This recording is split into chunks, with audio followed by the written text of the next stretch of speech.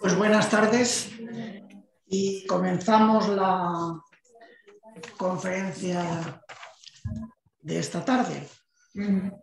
Hemos tenido algunos problemas con los títulos que hemos puesto en el programa, luego en la convocatoria, luego en la segunda convocatoria, pero bueno, disculpadnos porque a veces cuando no hacemos muchas reuniones y nos juntamos, pues no siempre lo hacemos del todo correcto.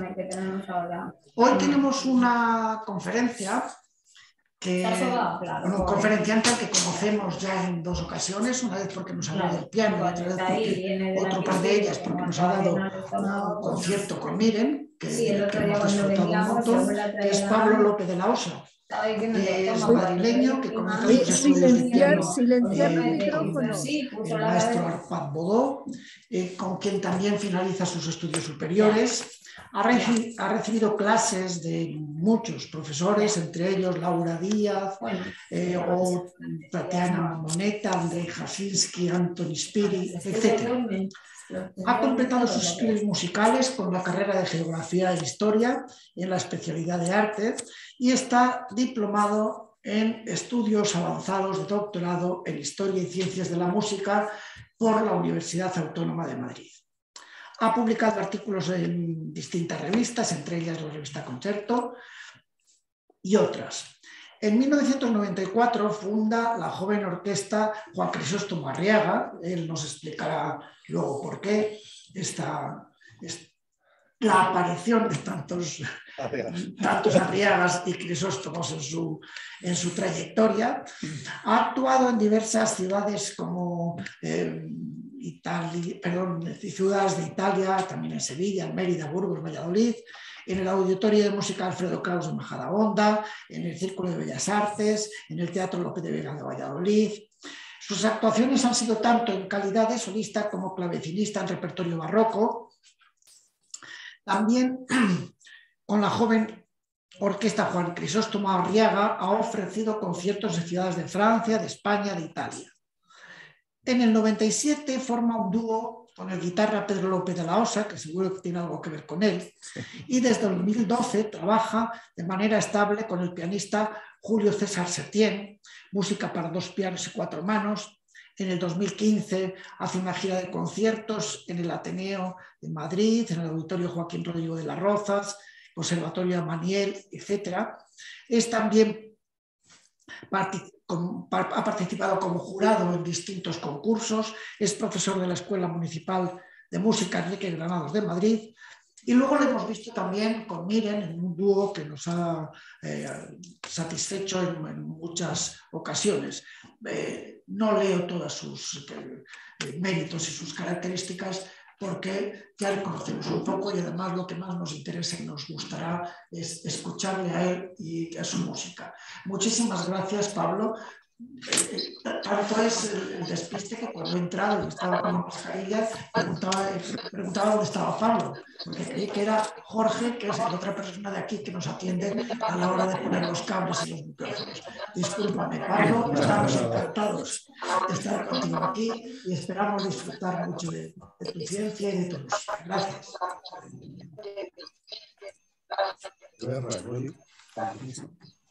Buenas tardes a todos. Muchas gracias, Fidel. No hay problema. La verdad es que esto de las mascarillas nos hace despistarnos a todos. Yo he llegado a un punto ya que a mis alumnos les reconozco más con mascarilla que sin ella. O sea, cuando se la quitan, me cambia tanto la cara que digo, no sé qué puede ser. He perdido ya relieves en la mascarilla, ¿no? Me alegro que... Bueno, se ve todo bien, pero se ve todo bien. Y aquí se ve, ¿no? Se ve todo bien. Me alegro que haya hecho él mismo la pregunta de por qué tanto Arriaga, porque de hecho es un poco como que voy a empezar con vosotros. Me gustaría saber cuántos de vosotros teníais conocimiento de este compositor, Juan Crisóstomo Arriaga. Por favor, me levantéis la mano. ¿Quiénes le conocíais? ¿Habíais oído por lo menos hablar de él? Vale, pocos. Esta aventura con Juan Crisóstomo Arriaga, en mi caso, ya una mano hecha para atrás al cuento, los años que han pasado. Y... Casi ninguno con el Bueno, los hemos pasado juntos, cada uno en su época. Entonces, como vamos a ir escuchando después, Juan Crisóstomo Arriaga es un compositor bilbaíno que murió a 11 días de cumplir los 20 años. Murió súper joven. Pero es impresionante la obra que dejó y la calidad de obra que dejan. Muchos musicólogos se atreven a decir que ni el propio Schubert, que ya se le considera un niño prodigio, dejó una obra de tan calidad a los mismos años que Arriaga. O sea, que si la vida le hubiese dado la oportunidad de seguir, ¿qué cosas nos habría dejado, ¿no? Entonces, ¿por qué Arriaga en mi vida? Pues mira, es muy fácil. Cuando este Pedro que han nombrado es mi hermano mellizo, yo tengo un hermano mellizo que ahora mismo está en la Universidad de Riverside en California. Cuando no habíamos llegado a los 20 años, o sea, cuando Juan Crisóstomo estaba a punto de fallecer, con otros 2 amigos músicos decidimos montar un proyecto que fue una orquesta de estudiantes. Estamos hablando, remontándonos para allá, en el año 97, por ahí, 96, 97. Entonces, uno de nuestros amigos, al que llamábamos Jere, aunque su nombre era Javier, dijo, ¿por qué no lo llamamos Arriaga? Y claro, yo tampoco, como muchos de aquí, yo dije, ¿quién es Arriaga?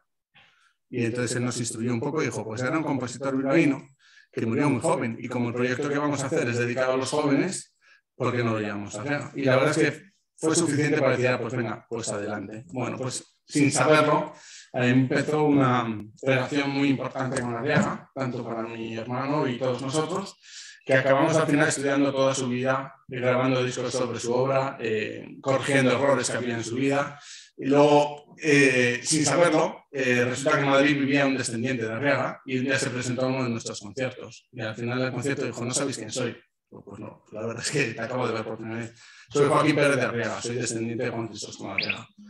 Y también él está haciendo un trabajo importante, como veremos después, de la difusión de su familia, de Juan Crisóstomo Arriaga. Y entonces, pues ahí empezó nuestra relación con Arriaga. Y hemos hecho de todo.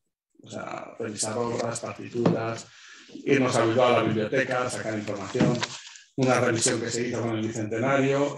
Tuvimos la suerte que la propia Filarmónica de Bilbao, una de las filarmónicas más antiguas de España, nos invitó en los actos conmemorativos del Bicentenario y fuimos allí a tocar con nuestra orquesta. Un proyecto que, bueno, lamentablemente la vida va cambiando y a partir del 2008-2014, bueno, pues vino aquella crisis famosa que todos conocemos, se acabaron subvenciones, se acabó de todo y se cambió de proyectos. Mi hermano cogió maletas y se fue al extranjero y entonces, bueno, pues hubo que dejar Arriaga un poco aparcado, ¿no? Y el DEA del que habla Fidel, perdón, el DEA que hablaba que yo hice en la universidad, precisamente mi proyecto final de DEA fue poner un poco de orden, y además lo llamé así, orden y desorden, en la figura de Juan Crisóstomo Arriaga, porque como luego veremos, con muy buena voluntad, la familia de Arriaga quiso sacar adelante su obra y demostrar cosas, pero metieron mano más allá de lo que debían y cambiaron cosas en obras. En fin, se hicieron muchas cosas que intentaré que nos dé tiempo y os lo voy contando ahora. A ver. Va bien, ¿no? Se ve todo. Se ve muy bien. Vale. Bueno, Juan Crisóstomo Arriaga, el apellido Arriaga significa el Pedregal, ¿vale? Y procede de la zona de Lezama. ¿Me oís bien por el micro? ¿Sí? Si no, me lo acerco más. Estoy aquí a 2 bandas, o sea, en plan estéreo. Que me ha dicho Fidel que esto es importante para que se oiga siempre bien. Bueno, a ver, le doy aquí. Esa es la casa de origen del apellido Arriaga, con el escudo de la familia Arriaga. Pero la familia tiene origen en Rigoitia. Allí es donde nació en 1766 el padre de Arriaga, Juan Simón de Arriaga y Urlezaga. Era organista, maestro y escribano. Y se casó a los 21 años con Rosa de Balzola, que tenía 20. Entonces, este matrimonio, cuando se casa, son padres de 9 hijos. Juan Crisóstomo Arriaga, que le llamaban Juanito y así le llamamos ya siempre Juanito. Realmente era el cuarto, el quinto, pero los demás hermanos pequeños murieron. Ninguno de ellos llegó a superar los 2 años de edad. Entonces él quedó como el hermano pequeño y por eso le llamaban Juanito. ¿De acuerdo? Juan Crisóstomo Arriaga nace el 27 de enero de 1806. Ahí tenemos los hermanos. ¿vale? Son Simón Joaquín, Ramón Prudencio, Felipa, que se metió a monja, y Luis. Son los únicos que llegaron adultos, ¿vale? Esa es la partida de bautismo de Juan Crisóstomo Arriaga. Realmente lo llamaron Juan Crisóstomo Jacobo Antonio Arriaga, ¿vale? Exacto. Entonces, Juan ya nace en Bilbao porque su padre se traslada a Bilbao, donde saca una plaza de escribano. Se van a vivir en la calle Somera número 12 y ahí es donde empezó la aventura. Simón Joaquín, el hermano de, os lo pongo aquí ahora, el del número 2, era un aficionado a la guitarra y junto a su padre fueron los principales responsables de la educación musical de Juan Crisóstomo. Son los que le fomentaron todo lo que vamos a ir viendo. Felipa, como he dicho, ya se hizo monja y los que no sobrevivieron fueron Antonia, Benigno, Mariano y Saturnina. Estos no llegaron a superar los 2 años de edad.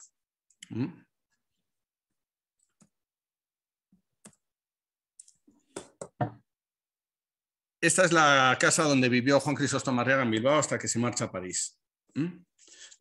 Aquí llega con 5 años y es donde recibe sus primeras clases de música.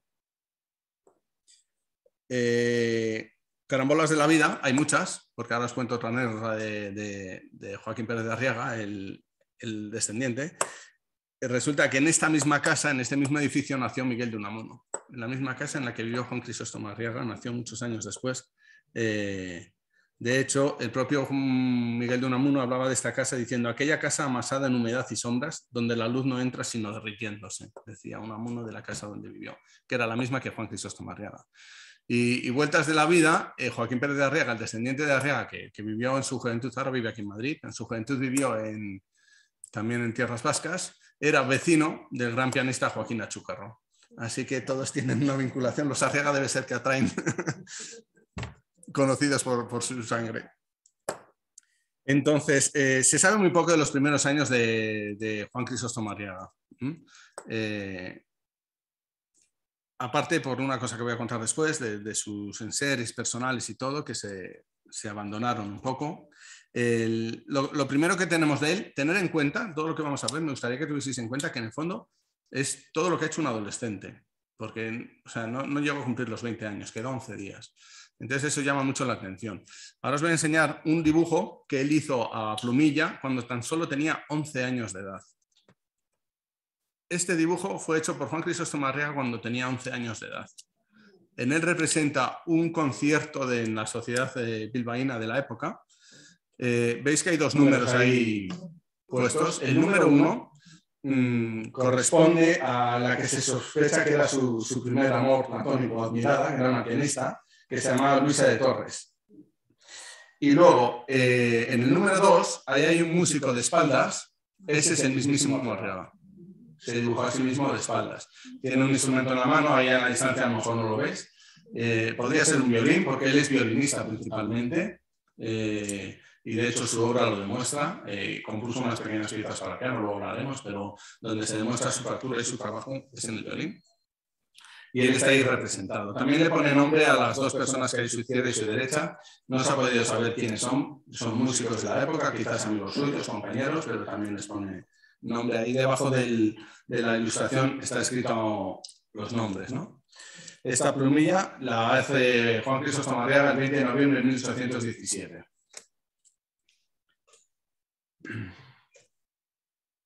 A ver, así.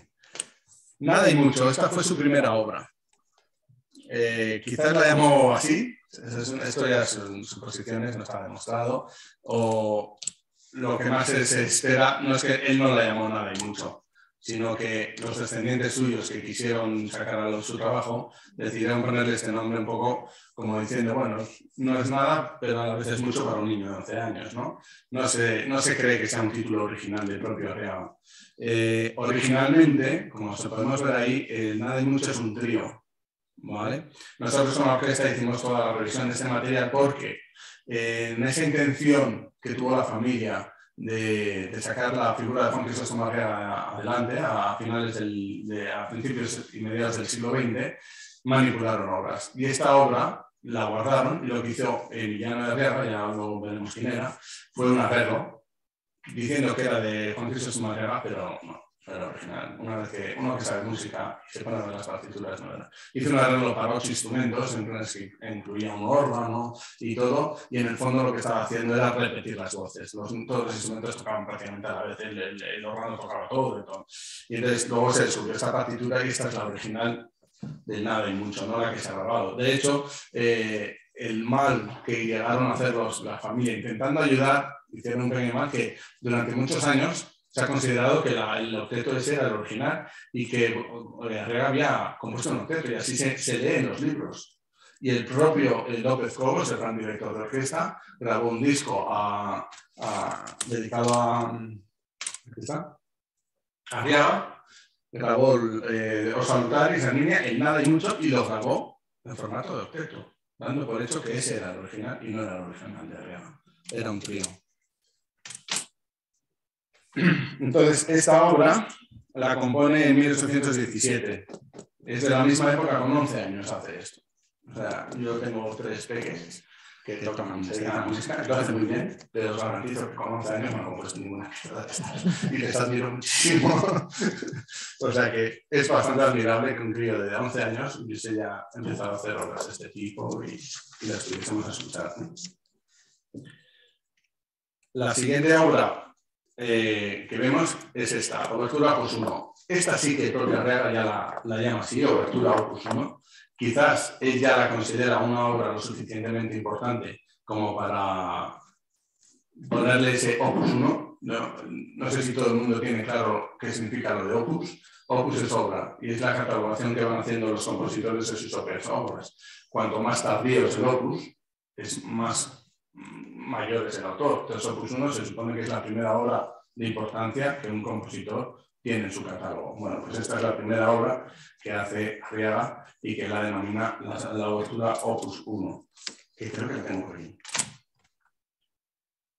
En efecto.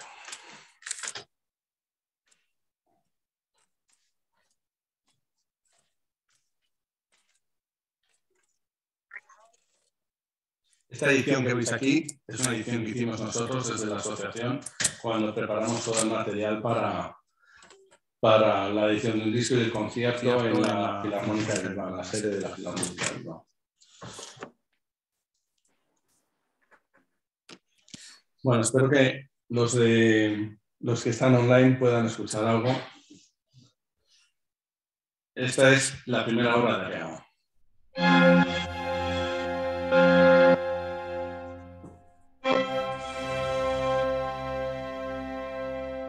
La mayoría de sus piezas empiezan así con un lento, un adagio, muchas de ellas, y luego entra el allegro.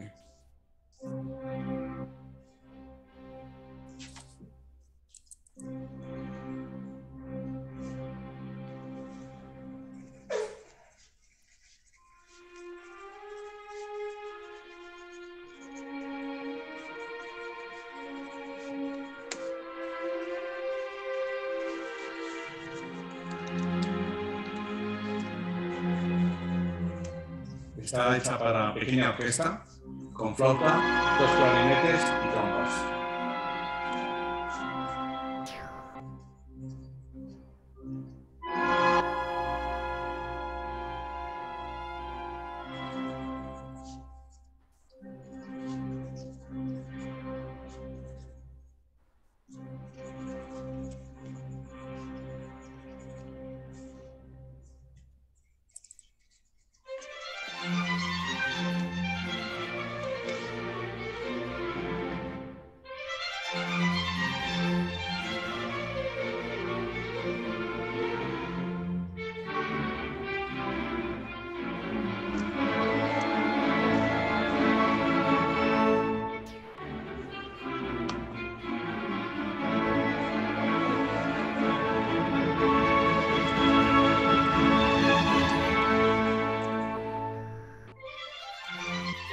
Es un niño de 12 años.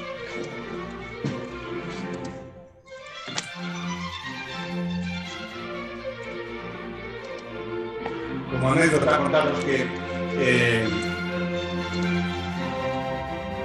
viendo la partitura descubrimos una cosa muy simpática, muy curiosa. No sé si os lo habrá contado ya Miren, pero hay una cosa que hacen los instrumentistas de arco, a veces es un efecto que se llama colarco, y es tocar las cuerdas del instrumento con la parte de madera del arco. Entonces le dan la vuelta al arco y dan golpecitos, y entonces por la percusión suena un sonido, un timbre diferente, muy curioso. Bueno, se nota en el manuscrito de esta obra que Arriaga es información, porque en lugar de poner colarco, lo le pones con leño. Con leño, porque como eso es el leño de madera, es de madera, dice con leño, que se toque con el leño, en lugar de haber puesto colarco. Muy bilbaíno. Muy bilbaíno.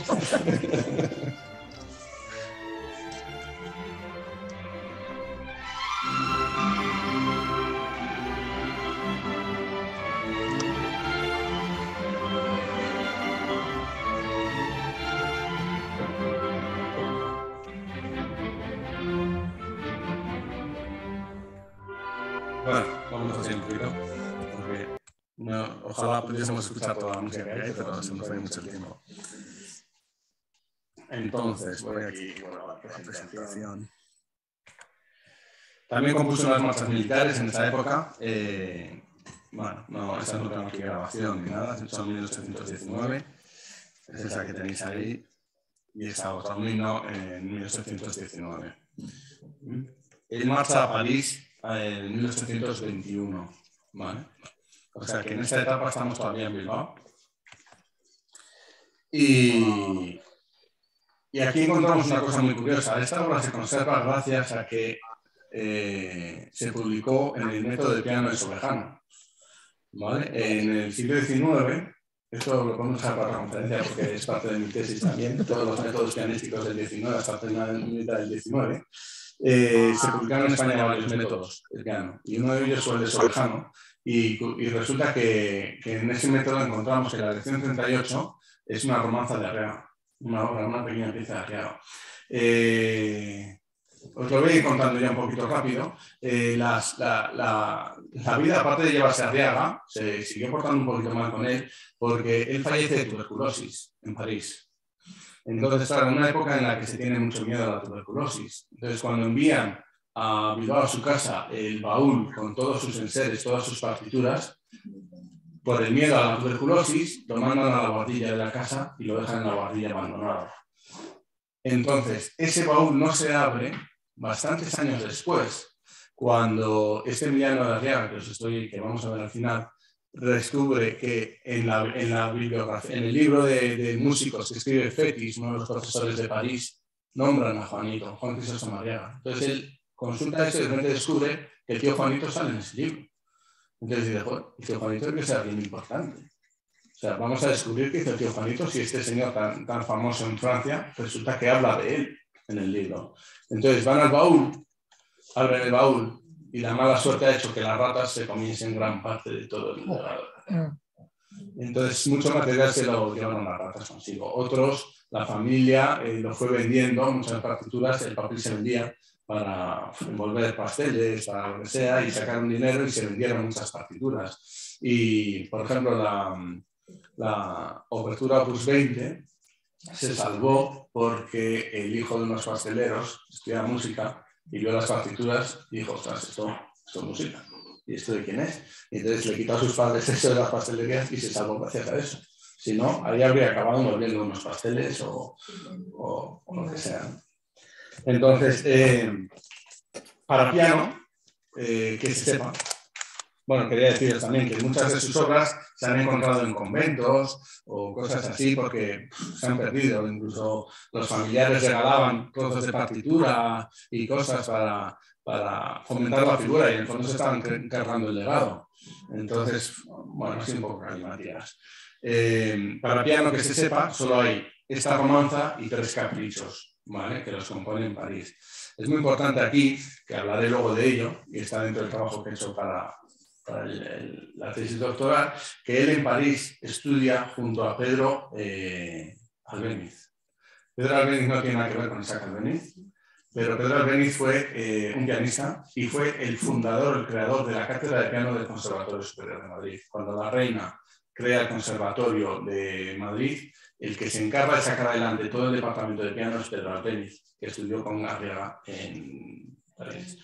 Y además, por una carta que se conserva, lamentablemente solo esta, una carta que escribe Pedro Albéniz al padre de Arriaga, fue el último que estuvo con él en su lecho de muerte hasta que falleció. Es la única descripción que tenemos, y es muy escasa, muy breve, de la muerte. Él es el que nos hace entender que falleció de una posible tuberculosis. Entonces, podemos sospechar que eran amigos, puesto que estuvo ahí con él, y que los caprichos para piano los compusiese para su amigo Pedro Albéniz. Pero esto es una mera suposición, no está demostrado. Os pongo uno de los caprichos para piano.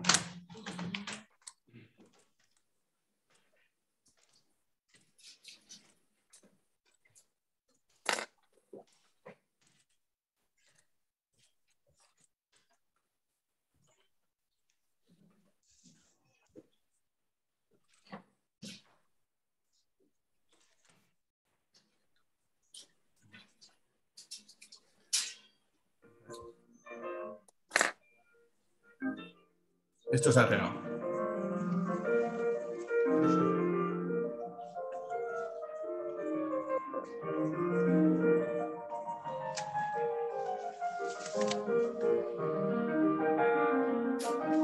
Sí, me lo pongo.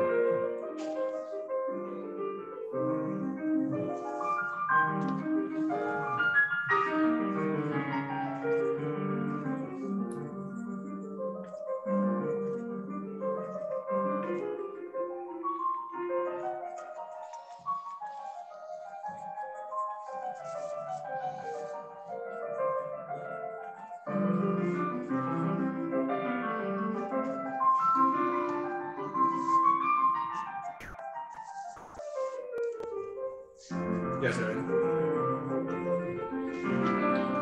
Bueno, este es uno de ellos. Pongo solo los principios para que los escuches un poquito. Este es el siguiente.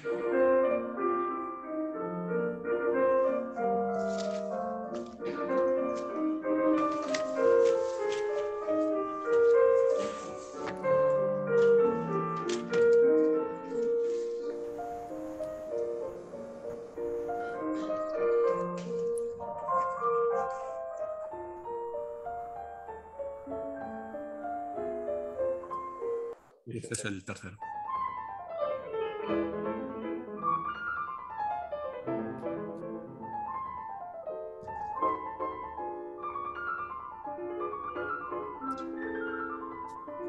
Se llama Estudios de Carrera o Capricho.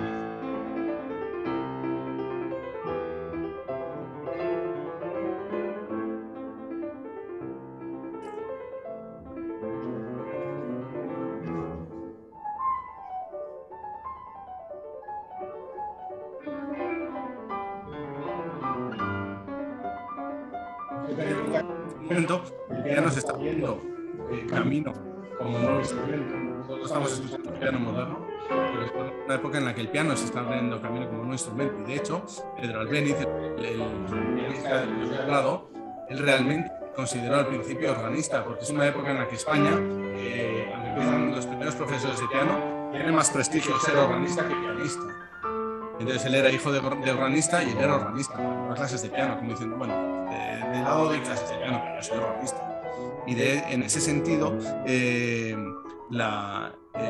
órgano en España tuvo una influencia muy seria, muy gorda en la enseñanza del piano, porque de hecho es donde empezaban los chicos a aprender los instrumentos de tecla, en las iglesias, en el órgano. Luego en España, junto a Portugal, desarrolló un órgano especial que era el órgano ibérico.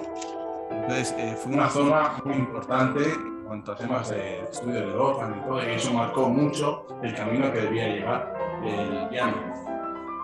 Hasta el punto que, en lo que se basaba mi tesis, influyó una de las cosas que se construyó el piano es porque era capaz de hacer dinámicas, fortes y pianos, cosa que no era capaz de hacer el piano anterior. Y en España el uso de las dinámicas fue muy tardío, llegó mucho más tarde que en Europa. Y una de las suposiciones es que la escuela organística influyó demasiado en eso, porque el órgano, al igual que el clave, no puede hacer dinámicas, porque hace un cambio de registro, pero no las dinámicas. Y como se aprendía con organistas y como mantenedor de órganos, no se terminó de explotarlo hasta mucho más adelante las posibilidades dinámicas de los pianos y los fortepianos. Pero esto va para otra charla. No nos sigamos.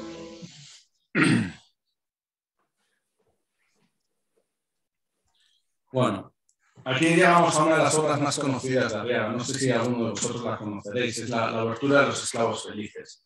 Esto ha levantado muchas historias en la figura de Arriaga. Primero, porque es una obra que la empieza en Bilbao y luego la retoca en París. Entonces hay la idea de que hubiese dos versiones, incluso una de Bilbao y que hiciese una nueva en París. Pero claro, a él le interesaba que los grandes profesores tengan en cuenta que él trabajó con Cherubini, Pettis, eran profesores conocidos en todo el mundo. Entonces a él le interesaba, bueno, que lo valorasen bien y que demostraran buen trabajo. Entonces, referente a esta obra, se habla incluso si hay o dos versiones, la de Bilbao-París, o es la misma que él la modificó en París. Y luego, la gran duda, ¿es solo una obertura o realmente compuso una ópera entera y se ha perdido? Solo conservamos la obertura. Entonces, es lo que no se sabe. Si esta obertura de los esclavos felices es lo único que hizo o llegó más allá. Es una pieza súper bonita. Yo le tengo un cariño especial, he trabajado mucho con ella. Igual que la obertura de antes, es un poco el cliché de Arriaga, empieza con un tema andantino, pastoral, y luego con un allegro. Es muy rossiniano. Antes habíais hablado del Mozart español. Eso fue también un error que cometió la familia de Arriaga, claro. ¿Qué pasa con Mozart? Que todo el mundo sabe que era un niño prodigio. Entonces, en el fondo quisieron hacer lo mismo con Juanito. Pues es el Mozart nuestro. Si en Austria hay un Mozart que empezó muy prodigio, este es nuestro prodigio. Sí, en efecto, era prodigio. Pero eso ha llevado al error de pensar que era un estilo mozartiano, ha llevado a muchos errores. No escribía, para nada escribía un estilo que pudiese recordar para nada a Mozart. Si acaso podemos hablar de un estilo más rossiniano, más de la época. Si una cosa tenía muy clara Arriaga, es el momento musical que vivía. Lo tenía muy claro, se escuchaban bien en las obras que tenía y todo. Y entonces, nada, que hay un error, lo digo por lo que se ha hablado antes. Voy a poneros aquí la obertura. A ver si me deja. Eso es. Esta es muy famosa, seguro que en algún momento la habéis escuchado.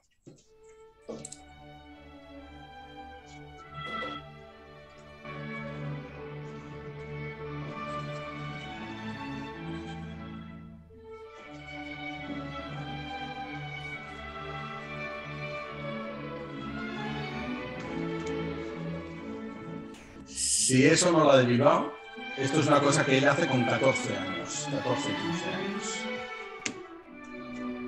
Se me olvidó deciros que sus avances fueron tan importantes que con 16 años, 17, ya se le nombró profesor en París, profesor de armonía y ahí en contrapunto.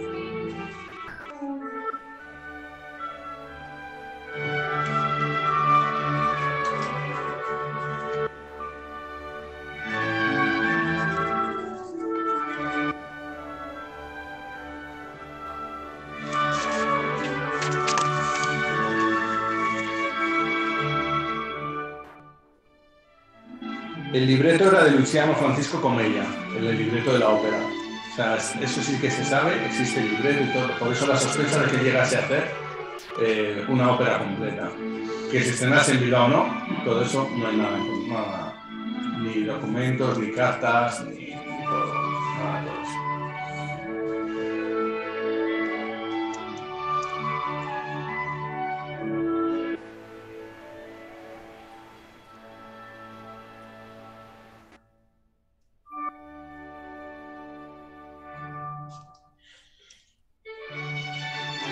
Esta es la segunda parte de la obertura.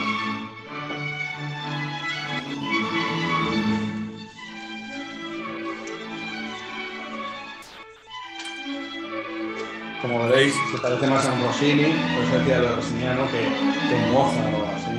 Es muy ligero, muy vital, se puede sentir ahí mucha vitalidad, ¿eh? Pero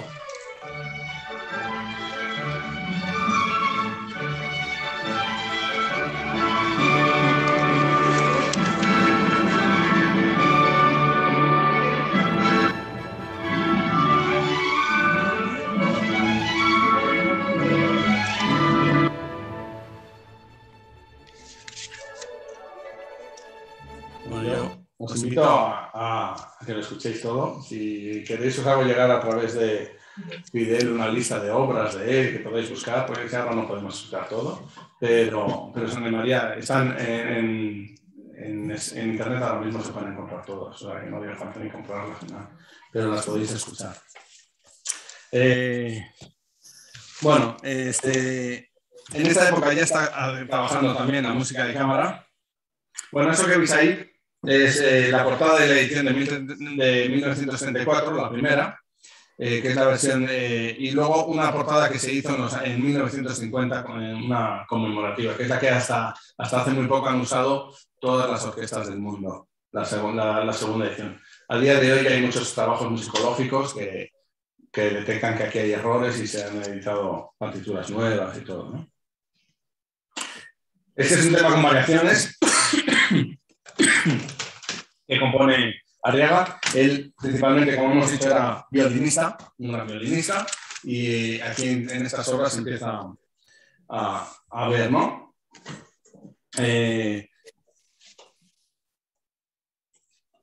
Es de 1820, todavía está en Bilbao, y esta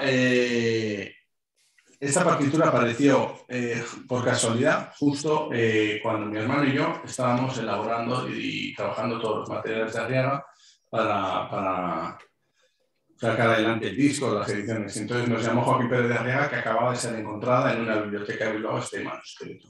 Y entonces, bueno, vino un momento muy bueno porque es cuando se va a celebrar justo el bicentenario y fue una noticia nacional, vamos, la aparición de esta obra.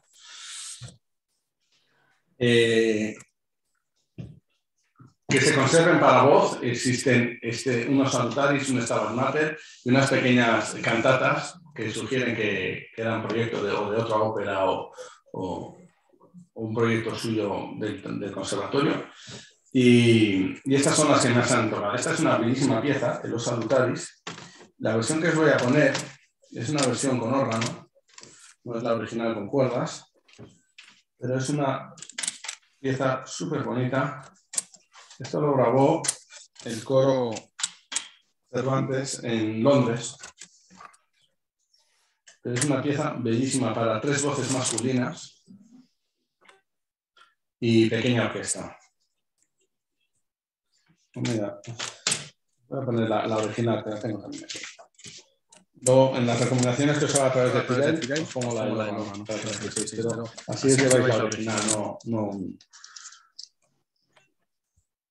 una versión diferente. Aquí lo que pasa es que López Cobos la hace con coro completo y el original es solo para voces masculinas.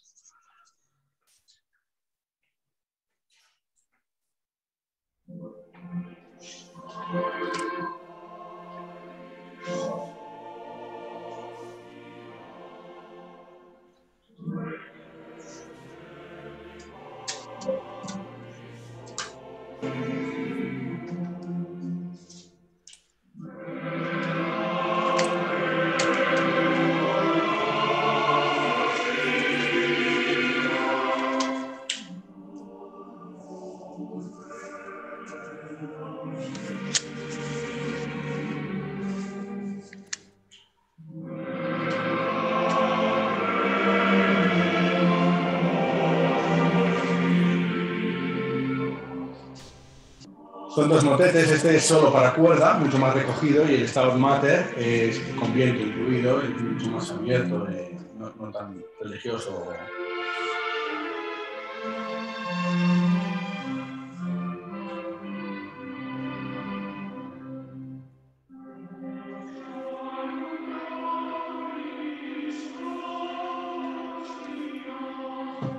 Bueno, es súper bonita.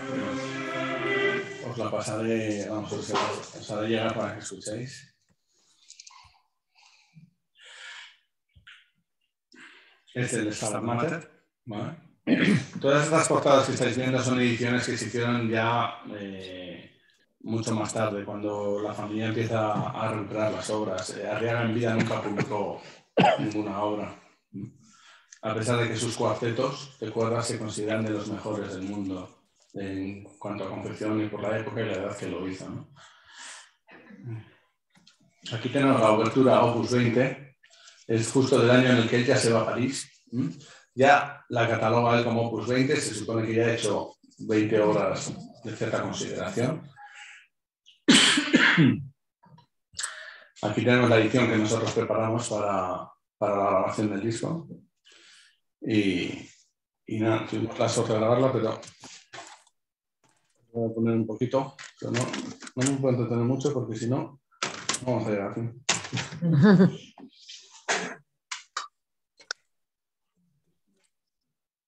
No, esta no trae aquí. Os la hago llegar, ¿vale?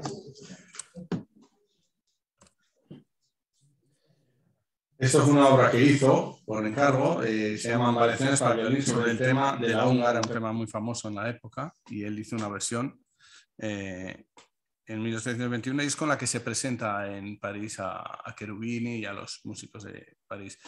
Como he dicho antes, los que se encargan de llevarle a París son su padre y su hermano, que son los que le fomentan, ven su talento, sus capacidades y son los que le motivan, ¿no?, a hacerlo. Esta es una visión romántica de su partida a París. Es un cuadro hecho en 1832 por Arrue y bueno, refleja un poco la salida de Juanito a París.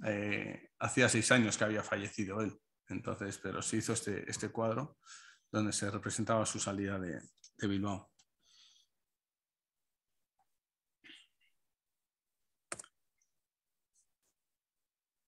La versión de la húngara, esta es la misma que hemos hablado antes, es una pieza que fascinó muchísimo a Baccari, un músico de la cámara de Carlos IV. Y esta parte la compuso ya en París, ¿vale?, a petición de Baccari. Esta obra le impresionó también muchísimo a Fétis y a Cherubini en París. Esta es la casa donde vive en París, la primera casa que vive en París, en Saint-Honoré. Luego veremos las sospechas que hay, porque no hay nada escrito, es que es una pena, realmente pocos músicos han escrito de él, pero las sospechas de que conociese a grandes músicos como Berlioz son muy grandes, porque en la paralela por detrás de esta casa de Arriaga estaba una iglesia donde Berlioz estrenó su misa solemne y fue en esos mismos años. O sea que es casi seguro que Arriaga estuvo en el estreno de esa pieza. O sea, es seguro que conocía a Berlioz, pero nada de esto se puede. Estos son suposiciones que podemos hacer. Esta es una de las obras más importantes de Arriaga, son los cuartetos. Crearon grandísima expectación, es una de las grandes obras que hizo. La edición de la izquierda es la que hizo Joaquín Pérez de Arriaga, el que os hablaba antes, con la supervisión que le ayudamos mi hermano y yo a supervisarlo y todo, porque bueno, él no es músico. De hecho, su especialidad es el ajedrez, se dedica al estudio de la historia del ajedrez. O sea que todo lo que ha hecho de música es por ser descendiente de, nada más. Grandísimas obras. Aquí están los profesores, la gente que conoció, segura, esto está documentado, en París.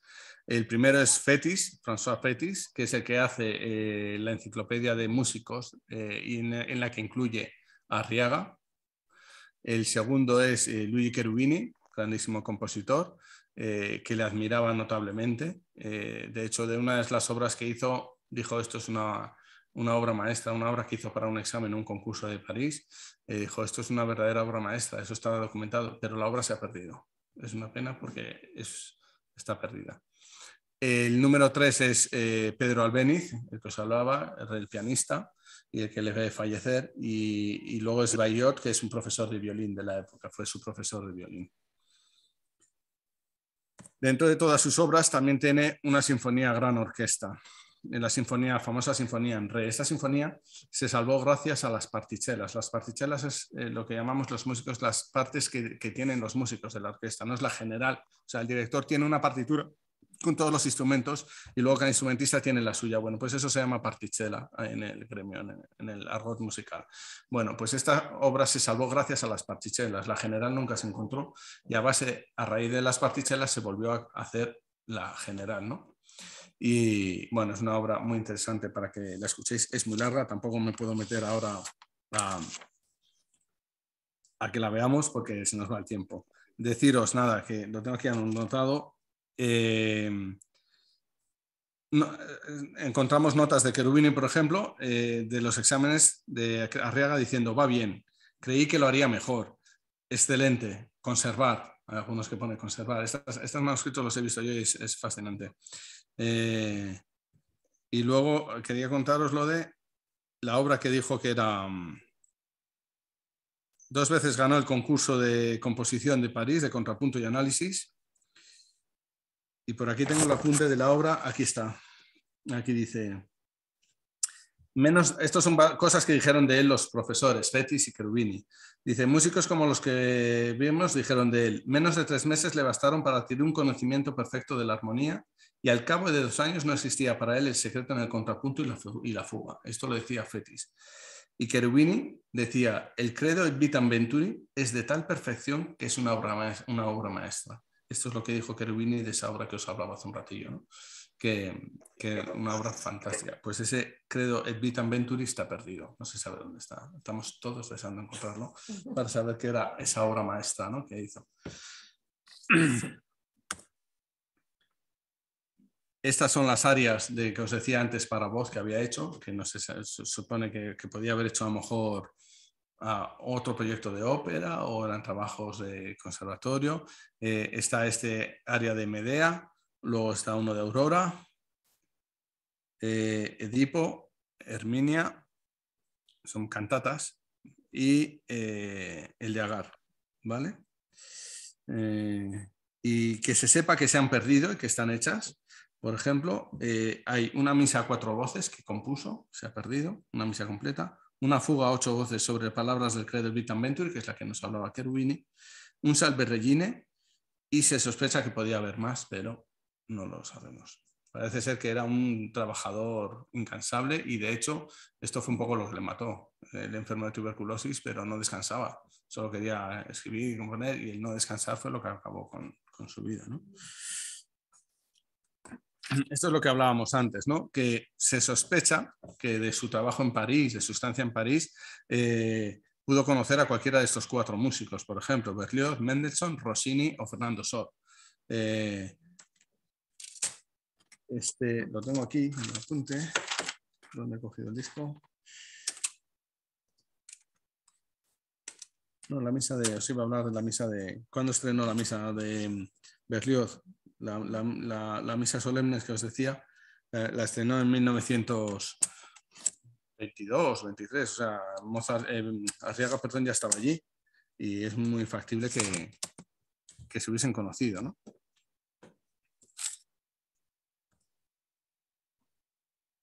Esta es una placa que se puso cuando la familia de Arriaga ya empezó a mover un poco su figura. Se consiguió que en París se pusiese esta placa reconociendo la figura del compositor español que vivió en la casa, ¿no? Juan Crisóstomo de Arriaga. Esto se hizo en el año 1976, como podéis ver en la placa. Esta, la parte de arriba, la que está en clarito, es la partida de función de Arriaga. 17 de junio de 1826. La muerte, Jean Crisóstomo, lo ponen en francés, de Arriaga, alumno del Conservatorio Real de Música. A la edad de 20 años, con los santísimos honores al sacramento, y ya está, no hay más, no dice más, de que fallece ni más. Este se supone, es un violín atribuido a Arriaga, pero bueno, hay serias dudas de que realmente sea su violín. Y aquí tenemos a Emiliano Arriaga, el que os hablaba antes. Este fue el responsable, el que empezó a mover la figura de Arriaga, a querer sacar adelante, fundador de la primera comisión permanente, como dice ahí. Y de ahí sus hijos, descendientes, todos fueron intentando ayudar, pero a la vez también entorpecer bastante, ¿no? Aquí os cuento un poco la historia de la apertura post 20 que os decía antes, ¿no? Dice, su violín y 2 inmensos baúles que ni se tocaron, quizás por miedo a la tuberculosis, y durmieron durante una excesiva cantidad de años en desvanes y casas de almacén. Cuando se abrieron se descubrió que gran cantidad de música de Juanito, Las ratas habían hecho de ellos su casa y su comida. Poco o casi nada se pudo salvar, porque incluso gran cantidad de ellos se había vendido tiempo atrás a las corredoras, de quienes Aureliano del Valle, el hijo del pastelero que os decía antes, salvó cuando era joven todas las partichelas de la Obertura Opus 20, pues sus padres regentaban una pastelería y a ellos se les vendió el papel para envolver los dulces. El joven Aureliano sería director del Orfeón Bilbaíno años más tarde. O sea que fue tremendo. Y la verdad es que la mala suerte ha acompañado a Arriaga en todo esto, porque cuando ya se consiguió salvar mucho, se hizo un museo, una exposición especial en el Ayuntamiento de Bilbao, unas inundaciones que hubo, se llevaron otra vez parte del material que se había salvado. Entonces es una cosa... Maldito. Sí, está maldito para poder salvarlo, sí, sí. Entonces, bueno, estos familiares son los que consiguieron, hace poco... Uno de vosotros, ahora lo siento, pero estáis todos juntos, me hablaba de que un familiar de Bilbao le había llamado diciendo, tú me lo has contado, Rosa, ¿no? Que su hijo estudia en el conservatorio de allí, que se llama Arriaga. Bueno, pues sí, toda esta labor la hicieron los familiares de Arriaga. Los descendientes, cuando descubren, son los que se encargan de, pues gracias a ellos, el teatro acabó llamándose el Teatro Arriaga, las placas, esa escultura que veis allí fue un homenaje que se hizo y se puso para enaltecer la figura de Juan Crisóstomo Arriaga, ¿no? Esta es una edición especial que hizo el Ayuntamiento de Bilbao en el año 2006, que fue todos los facsímiles de lo que existe de Arriaga. Entonces hicieron una edición, son como 16 tomos, y además muy generosamente las regalaban a toda aquella persona interesada en los estudios de Arriaga. Solo había que escribir al ayuntamiento y decir yo quiero esto, y se lo enviaban a uno a casa. Y entonces son los facsímiles de todas las obras de Arriaga, enteras, todas. Y bueno, es una labor importante que se hizo en 2006, que se cumplió el bicentenario de la muerte de Arriaga, del nacimiento, perdón. Ramón Rodamilans es uno de los mayores respetados del estudio de Arriaga, ha dedicado prácticamente toda su vida al estudio de Arriaga y es una de las personas de referencia, por si queréis, bueno, investigar un poquito más. No sé si a día de hoy este libro seguirá en venta, ¿no? Pero vamos, que si queréis fiaros de alguien, sería este Ramón Rodamilans. Estas son las portadas últimas que se han hecho de las ediciones últimas de los cuartetos de Arriaga.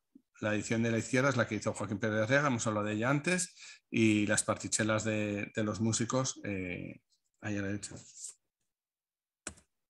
Bueno, estas son publicaciones que nosotros fuimos haciendo rescatando las obras de Arriaga. Dentro de nuestro proyecto, al final el proyecto se hizo muy grande y llegamos a hacer una revista a nivel nacional de música y ahí íbamos publicando lo que íbamos investigando, descubriendo y todo, ¿no? Y esa es la revista que fundamos y que se enviaba a todos los conservatorios. Y nada, esto es un pequeño homenaje, una fotillo de cuando estrenamos la Obertura Opus 20 en el Festival de Murcia en el año 2004, después de haber hecho el rescate. Fue la primera vez que tocamos esta obra de Arriaga. Y aquí nada, nos despedimos con el autógrafo de Arriaga, del que seguiremos investigando, averiguando e intentando aprender muchas más cosas. Así que muchas gracias a todos.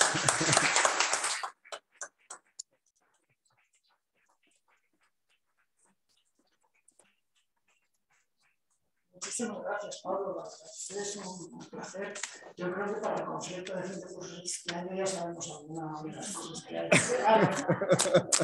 Ya tenemos un breve conocimiento. Bueno, abrimos un turno de preguntas o de palabras o de cosas que queráis saber, además, aparte de lo que escuchemos luego. Paco. Hola, Pablo. Dime. Felicitarte por la conferencia, que ha sido muy interesante. Gracias. Y una cosa que me llama la atención es cómo es posible que un compositor prácticamente moderno tenga tan pérdida de sus obras.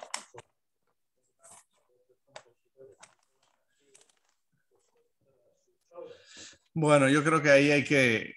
Es cierto que es una pena que no se más, pero yo creo que ahí hay que remontarse primero a qué época vivió, dónde estaba. No era Madrid capital, estaba en Bilbao, de ahí iba a París, muere de tuberculosis, nadie quiere saber nada de la tuberculosis.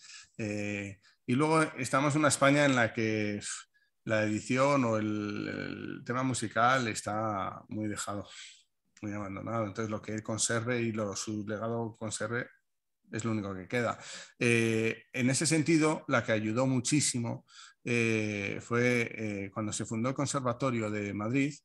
La reina lo que dijo es que una de las condiciones que quería es que en la biblioteca del conservatorio se guardase cada ejemplar de cualquier música que se publicase en toda España. Entonces, a partir de ese momento empezamos a tener muchas cosas guardadas, porque fue una cosa legal y obligada, que cualquier cosa que se publicase en España de música, un ejemplar debía ir al Conservatorio Superior de Madrid y a su biblioteca. Pero esto es muy, muy posterior a la vida que nos tocó de Arriaga. Y entonces sí, la verdad es que sorprende. A mí no me sorprende solo eso, sino que estoy deseando encontrar cartas de Pedro Albéniz o de gente que hable algo más de Arriaga, porque es que nada, desapareció. La tuberculosis se lo llevó y ya se acabó. O sea, no se sabe más de él, hay pocos escritos, lo que hemos encontrado de Cherubini, pero eso lo conservamos gracias a que existen las actas de examen y todo del Conservatorio Superior de París. Hay que irse a los archivos del Conservatorio de París y claro, como son las actas de examen, son sus notas y son las valoraciones que hacían los profesores de él, ¿no? Y luego que tuvimos la grandísima suerte de que Fétis la admirase tanto que lo incluyese en su enciclopedia de grandes músicos, ¿no? Pero sí, es una pena y cuesta entenderlo, desde luego. Dime. A mí me ha encantado, entre otras cosas, porque tengo marido bilbaíno y su abuelo era violinista, con lo cual, lógicamente, la figura de Arriaga pues, siempre ha estado muy presente. Ah, qué bueno. Y en ese sentido, sí que, bueno, pues por eso levantaba antes la mano. Pero yo creo que ahora, precisamente, con esta corriente nacionalista en el País Vasco, se están cumpliendo dos cosas. Primero, que en el País Vasco la afición por la música creo yo que ha sido superior a la de otras regiones españolas y de hecho, por ejemplo, en Bilbao hay muchísimas asociaciones, la de Amigos de la Ópera y todo esto, que hay una gran afición por la música, proliferan las orquestas, los coros, todo el mundo cantamos mucho. Sí, es cierto. Hay mucho orfeón, etcétera. Y por otra parte, en estos últimos años, yo creo que el País Vasco también se ha interesado mucho por exaltar todo lo vasco, incluidos sus músicos, igual que sus artistas en general o sus figuras relevantes, ¿no? Yo creo que está contribuyendo a que ahora quizás se conozca un poco más, aparte de tener su maravilloso teatro Arriaga, que al final lo has puesto, ¿no? Sí. A lado de la Ría, pero quizás es un buen momento para resaltar la figura de este hombre, ¿no? Sí, hombre, se va conociendo. Yo recuerdo cuando empezamos con el proyecto que decías, no, estoy con la orquesta tal, con tal nombre, ¿y ese quién es? ¿Qué es eso? Arriaga, ¿no? Y incluso en el 2006, cuando fuimos a tocar a la Filarmónica de Bilbao, es de las filarmónicas no es una orquesta, las filarmónicas son lo digo para el que no lo tenga claro, son asociaciones, son dedicadas a la música, entonces son socios que ponen un dinero y traen a músicos de fuera. Y una de las más importantes y antiguas de España es la de Bilbao. Es muy antigua y trae a grandísimos músicos del mundo, o sea, mueve un presupuesto muy alto. Y a nosotros nos sorprendió cuando nos invitaron a tocar, porque además de tocar hicimos una presentación explicando quién era Arriaga, y mucha gente de Bilbao nos dijo, parece mentira que tengan que venir de fuera a decirnos quién es Arriaga. O sea que muchas veces pensamos que por ser de allí lo saben y tampoco se sabe, entonces no sé. Lo importante es que sean de donde sean, que se vaya conociendo, que se vaya sabiendo y que se pueda presumir de lo que tenemos, ¿no? Que era un grandísimo músico, aunque la vida no le dejó demostrarlo, ¿no? Quiero decir que la persona que me ha dicho que esto no era familiar mío, era una socia me has dicho, sí. Que nos iba a oír desde Bilbao y que cuando ha visto mi metedura de pata, porque Fidel ha sido muy generoso, como que nos hemos confundido todos, ¿no? Me he confundido yo sola. No pasa nada. Pues entonces ella me ha dicho, oye, Rosa, creo que estás confundida, tal. Y digo, ya hice la corrección el otro día. Yo quería plantearte una cuestión respecto a lo de la ópera, si existió o si no existió. supongo que en el caso de que hubiese existido y se hubiese interpretado, eso aparecería en los periódicos de la época, en algún tipo de información. Si no aparece la partitura y hubiese existido, probablemente a través de esos podría quizás saber. Pero tal y como hemos visto en la ilustración que él hace a los 11 años, hace intuir que él se movía sobre todo en conciertos de salón, en conciertos de grandes familias y todo, que no estaba metido, en el fondo era un crío de 11 años. Entonces, un crío de 11 años hubiese estrenado en el Gran Teatro de Bilbao. No sabemos, a lo mejor se hizo, es posible, todo es posible, pero es que son elucubraciones. Sí, hubiesen hablado de él y les hubiesen anunciado, exacto. Pero no se ha encontrado nada en prensa. Pero con la condición de que algo que fue inevitable. Bueno, no lo sé. Según parece, se fue más bien solito. El padre no lo acompañó, ni el hermano. O sea que... Increíble, sí. Bueno, a lo mejor su obra demuestra que era muy maduro para lo pequeño que era. Entonces, a lo mejor fue capaz de hacer un viaje así. Imagino que también en esa época Bilbao era un puerto muy importante. Fracaso en el matrimonio. Una actividad comercial y unas conexiones muy importantes con No podía ser de otra manera. Era más fácil ir de Bilbao a París que de Madrid a París en esa época. Entonces, sí, pero buena pregunta. ¿Cómo iría? ¿Solo? Que casarse es lo mismo que con los orientados. No casarse, sino tener suerte en el matrimonio. Es lo mismo que con los ojos vendados, meter la mano en un saco. No, los descendientes que quedan son de la esperanza sus de extraer de ellos la única. Lo que Schopenhauer lo decía. El padre era organista, pero se dedicó a escribano, era escribano después. Otro asunto contribuyó a amargarle la vida en Berlín a Schopenhauer. A veces se propala que el filósofo pesimista, que era de natural colérico, dio de bastonazos a una pobre anciana solo porque le molestaba que hablara en la escalera. En eso hay poco de fe. El caso fue así, se conservan todas las actas del El quinto. Y sabemos muy bien cómo. Un día, Schopenhauer se encontraba en su apartamento y esperaba nervioso la llegada de Caroline. Oyó que en el vestíbulo que había justo enfrente de su puerta se habían reunido 3 costureras. Estaban sentadas en sus banquetas y charlaban mientras hacían sus labores. Él había convenido con su casera que nadie se sentara en aquel vestíbulo. Como buen erudito, era un fanático del silencio y no quería ser molestado por ninguna clase de ruido, y menos por el de las voces humanas de cháchara. Así que salió fuera e invitó cortésmente a las 3 mujeres a marcharse. Una de las costureras se resistió y dijo que no se iba. Schopenhauer se enfadó y acabó conduciéndola del brazo escaleras abajo. Quiso la mala suerte que la mujer tropezara en el último peldaño y cayera al suelo. Enseguida comenzó a gritar que aquel caballero la había tirado por las escaleras, apaleándola con sus manos. El filósofo hasta la ayudó a levantarse. Pero ella no cesaba de dar voces. Schopenhauer se exaltó y la acusó de ser una vieja bribona. Vino un médico y constató un leve rasguño producido por una verruga de la mujer que se había desprendido. Pero nada de gravedad. Aún así, la costurera denunció a Schopenhauer por lesiones y conductas.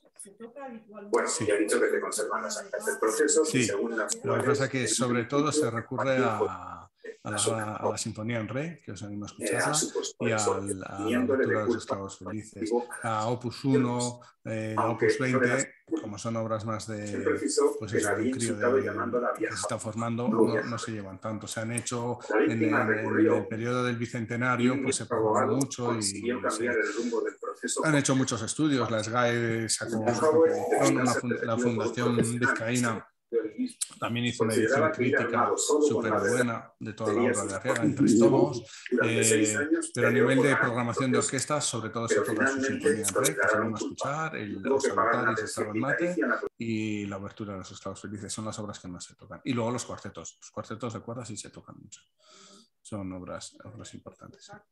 Sí. ¿Que nos gustaría que se tocase más? Eso puede ser, pero vamos, que tocar se toca. Sí. Y de la música coral, específicamente, también se interpreta... La de los Salutaris y el Stabat Mater, esas dos, sí. Bueno, si no hay más cosas que comentar, pues agradecerte de nuevo tu disertación. La verdad es que ha sido, aunque hubiésemos escuchado y oído alguna vez alguna cosa gallega, nos ha venido muy bien para saber un poquito más y para poder escuchar alguna cosa más. Así que nada, gracias de nuevo. Nada, un placer. Espero que volvamos a escuchar a Arriaga, ya sabes cuándo. Bueno, veremos a ver si se puede hacer, si no está el año que viene. Si no se puede, no pasa nada. No, ya lo intentaremos, aunque sea uno de sus estudios o algo así. Como ahora